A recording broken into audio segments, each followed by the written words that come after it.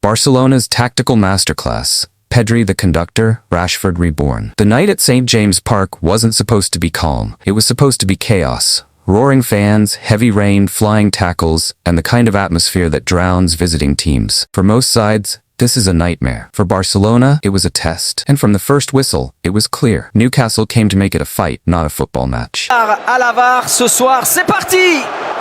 Pour The opening chaos, the Magpies pressed high, aggressively, almost violently. Every time Barcelona tried to play out, there were 3 black and white shirts closing in, snapping at heels, forcing the ball backward. Within 5 minutes, Anthony Gordon had already won 2 duels. Bruno Guimaraes was dictating the press, and the crowd smelled blood. You could feel it. The energy, the hunger, the belief. But great teams don't silence crowds with words. They do it with rhythm. And Barcelona, after surviving those opening minutes, began to find theirs, adapting to the storm. At first, it looked ugly. Passes misplaced, midfielders trapped, fullbacks unsure whether to go long or stay patient. But in the middle of the storm, one player stayed calm, Pedri. Every touch was a breath, every movement deliberate. The game to Barcelona, able to get Barnes away. I think this might be the first. While others rushed, he slowed time, taking 1 extra second, opening his body, shifting pressure to the wrong side, then releasing the ball into space Newcastle didn't see coming. And next to him, Pedri De Jong was like water, constantly moving, filling gaps, creating triangles. Together, they started building patterns Newcastle couldn't break. It was subtle, almost invisible, but by the 12th minute, Barcelona's shape had changed. The third man escaped. Koundé had the ball on the right flank. Trapped. Newcastle had set a pressing trap, cut off the passing lane to De Jong, closed down Pedri, forced the turnover. But Barcelona responded with a weapon older than any tactic board, the third man run. Pedri received, touched, and instantly laid it off. Before Newcastle's press could collapse, De Jong had already sprinted into the gap, receiving the return pass and carrying the ball into midfield. 3 passes, 7 opponents bypassed. That's Barcelona's DNA. Geometry under pressure. Where others panic,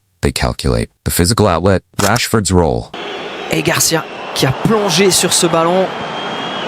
And when Newcastle pushed their backline high, another gear appeared, Marcus Rashford. Xavi had surprised everyone by giving him a freer role, not just as a winger, but as a transition weapon. Every time Barcelona broke the press, Rashford peeled into space, stretching the field, dragging defenders wide, giving the team an exit route when short passes weren't enough. His presence added something Barcelona had been missing in recent years: unpredictability. A threat behind the line, a release valve for pressure. In tactical terms, he turned Barcelona from a possession team into a possession team that could counter, a balance they'd been chasing for years. Midfield control. Pedri and De Jong in harmony. Once the storm faded, Barcelona began to play like a symphony. The shape shifted into a hybrid 3-2-5. Fullbacks tucked in, wingers narrowed, midfielders orchestrating everything. Pedri and De Jong sat at the base like twin architects, scanning, pivoting, dictating. Every pass carried intention. Every rotation served a purpose. When De Jong dropped between center backs, Pedri advanced, drawing Newcastle's midfield out and creating pockets for Fermin and Rafinha. Barcelona weren't just keeping the ball. They were controlling the tempo of the stadium. The same crowd that had roared a few minutes ago now sat quieter, realizing something. The chaos was fading. Barcelona were taking over. Newcastle's frustration grows. By the 25th minute, Newcastle's press started to crumble. The physical intensity was still there, but the timing was gone. 1 second too late, 1 yard too slow, one wrong trigger. Barcelona sensed it. They began to toy with the rhythm, slowing it down, then accelerating without warning. A pass to Pedri, a flick to De Jong, a switch to Rashford. Suddenly, Newcastle were chasing shadows. Even when they got the ball back, they couldn't breathe. De Jong and Xavi pressed immediately, recovering possession high and forcing Newcastle to start from deep again. Eddie Howe screamed from the touchline, trying to push his men higher, but Barcelona had already broken their spirit. The first goal, built from patience. Dernière à égalité avec Guirassy du Borussia Dortmund. It started from the back, 15 passes, calm, precise. Newcastle tried to close the angles, but Barcelona kept moving them, dragging defenders from left to right until the structure cracked. Then came the switch, De Jong to Koundé. Koundé advanced and whipped in a cross. Rashford rose above his marker, pure athleticism, pure confidence, and buried the header into the top corner. St. James Park fell silent. 1-0, Barcelona. A goal that represented everything Xavi wants his team to be. Composed under pressure, clinical in execution. The momentum shift. That goal changed the entire game's psychology. Newcastle, desperate to respond, pushed forward recklessly, and that played right into Barcelona's hands. Now, there was space. And when there's space, Rashford thrives. A few minutes later, he intercepted a loose pass from Trippier, drove forward and unleashed a rocket from 25 yards. It was the kind of strike that announces form, confidence, belief. 2-0 Barcelona. For Rashford, it was redemption, the kind of night where self-doubt turns to swagger. Pedri, the silent conductor. Qui va essayer de se montrer menaçant encore une fois avec Rashford. Rashford. As Barcelona tightened their grip, Pedri began doing what only he can. Not dribbling, not sprinting, just controlling. Every touch created calm.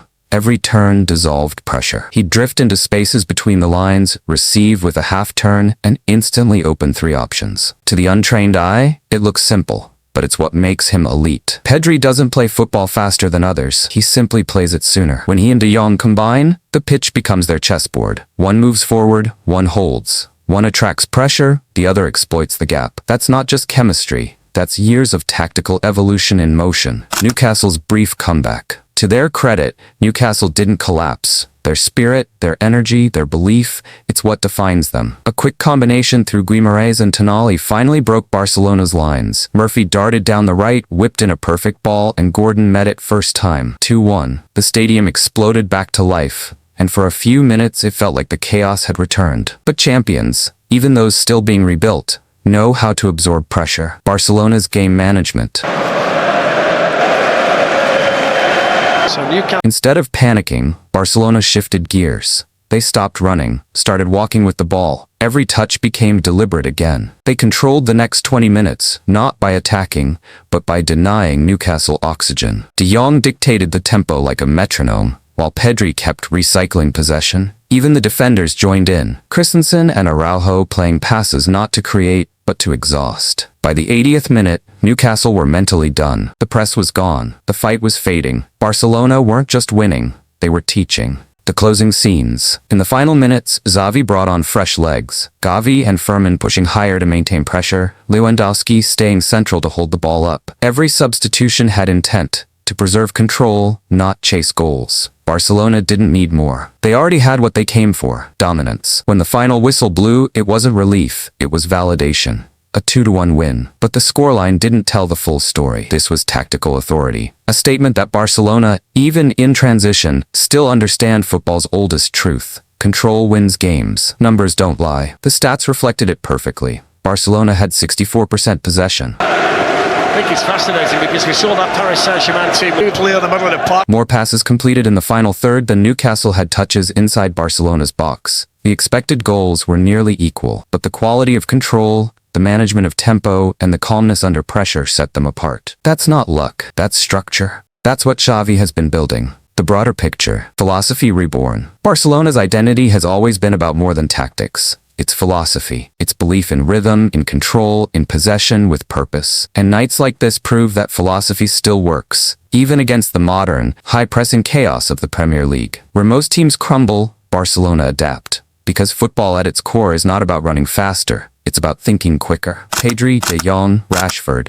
the perfect trifecta. Pedri is the pulse, dictating rhythm and tempo. De Jong is the spine, connecting every movement. And Rashford is the spark, injecting directness and fire into a system often accused of overthinking. Together, they form a trio that defines balance. Brains, body, and bravery. Intelligence over intensity. Newcastle brought intensity. Barcelona answered with intelligence. They didn't just win the match, they won the argument about how football should be played. A reminder that control isn't passive, it's power. And that sometimes, the loudest stadiums fall quiet, not from goals, but from precision. Pedri orchestrated it, Rashford finished it, and Barcelona, quietly, reminded the world, elegance still conquers chaos. If you enjoyed this breakdown, don't forget to like, comment, and subscribe for more cinematic football stories, where tactics meet emotion, and every pass has a purpose.